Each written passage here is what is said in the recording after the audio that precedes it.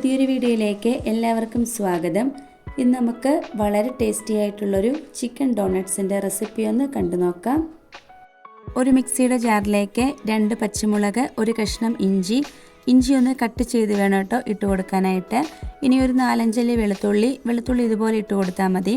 ഇനി വേവിച്ച് വെച്ചിട്ടുള്ള ചിക്കൻ ഇതിലേക്ക് ഇട്ട് കൊടുക്കാം. ഇതുപോലെ അല്ലാതെയും കഴുകി വെള്ളം മാറ്റി ഇതിൻ്റെ കൂട്ടത്തിലിട്ട് ക്രഷ് ചെയ്ത് എടുത്താലും മതി. 1 ടേബിൾ സ്പൂൺ കുരുമുളക്, ഒരു തണ്ട് കറിവേപ്പില ചേർത്ത് നന്നായി ഒന്ന് അരച്ചെടുക്കണം. ഈ ഒരു പരുവത്തിൽ കിട്ടണം കേട്ടോ ഇത് നമുക്ക്. ഇനി ഇതൊരു പാത്രത്തിലേക്ക് മാറ്റി കൊടുക്കാം. കൂടെ തന്നെ 1 കപ്പ് അളവിലെ ബ്രെഡ് ക്രംസും കൂടി ഒന്ന് ഇട്ട് കൊടുക്കാം. 1/2 ടേബിൾ സ്പൂൺ അളവിലെ മഞ്ഞൾപ്പൊടി, 1 ടേബിൾ സ്പൂൺ മല്ലിപ്പൊടി, 1 ടേബിൾ സ്പൂൺ അളവിൽ തന്നെ ചിക്കൻ മസാല അല്ലെങ്കിൽ ഗരം മസാലപ്പൊടി ചേർത്ത് കൊടുക്കാം. ചിക്കൻ മസാല ചേർക്കുവാണെങ്കിൽ 2 ടേബിൾ സ്പൂൺ മാത്രം ചേർത്ത് കൊടുത്താൽ മതി. ഇനി ഇത് കൈവച്ച് നന്നായിട്ട് തന്നെ ഒന്ന് മിക്സ് ആക്കി കൊടുക്കണം. നമ്മൾ ചേർത്ത് കൊടുത്തിട്ടുള്ള ആ ഒരു ബ്രെഡ് ക്രംസ് ഇതിൽ നന്നായിട്ട് പിടിച്ച് കിട്ടുന്നത് വരെ വേണം ഇത് മിക്സ് ആക്കി കൊടുക്കാനായിട്ട്. ഇല്ലെങ്കിൽ നമ്മൾ ഡോണറ്റ് ഷേപ്പ് ആക്കുന്ന സമയത്ത് കറക്റ്റായിട്ട് കിട്ടത്തില്ല. ഇനി ഇത് നന്നായിട്ടൊന്ന് ബോളാക്കിയതിന് ശേഷം ഇതുപോലെ ഒന്ന് പ്രസ് ചെയ്ത് കൊടുത്ത് നമ്മൾ ഈ ഉഴുന്നുവടയൊക്കെ ഉണ്ടാക്കുന്ന പോലെ തന്നെ ഇതുപോലെ ഒന്ന് ഹോളിട്ട് കൊടുത്താൽ മതി. ഇനി ഇത് ബ്രെഡ് ക്രംസിലിട്ട് കോട്ട് ചെയ്തെടുത്ത് അടിച്ചെടുത്തിട്ടുള്ള മുട്ടയിലേക്കും കൂടെ ഇട്ട് കൊടുത്ത് വീണ്ടും നമ്മളിതിനെ ഒന്നുകൂടെ ബ്രെഡ് ക്രംസിലിട്ട് നന്നായി തന്നെ ഇതുപോലെ കോട്ട് ചെയ്തെടുക്കണം. ഇങ്ങനെ ചെയ്തെടുക്കുമ്പോഴാട്ടോ നമ്മൾ പുറത്തുനിന്നൊക്കെ വാങ്ങിക്കുന്ന കറക്റ്റ് ആ ഒരു ഡോണട്ട്സിൻ്റെ ടേസ്റ്റും കറക്റ്റ് ആ ഒരു സ്ട്രക്ചറും കിട്ടുകയുള്ളൂ.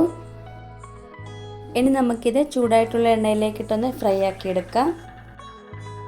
ഒരുപാട് ഓയിലിന് ചൂടുണ്ടാവരുത്, ഒരു മീഡിയം ലെവലിൽ വെച്ചിട്ട് വേണം ഇത് കുക്ക് ചെയ്തെടുക്കാനായിട്ട്.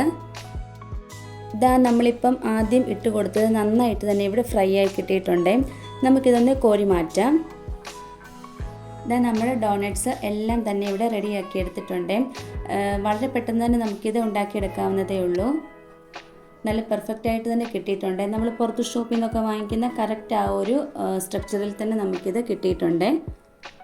ഇതിൻ്റെ പുറഭാഗം നല്ല ക്രിസ്പി ആട്ടോ, ഉൾഭാഗം നല്ല സോഫ്റ്റും ആയിട്ടുമാണ് വന്നിരിക്കുന്നത്. ഇനി ഇതൊന്ന് മുറിച്ച് കാണിച്ചു തരാം ഇതിൻ്റെ ഉൾഭാഗമൊക്കെ എങ്ങനെയാണ് വന്നേക്കുന്നതെന്ന്.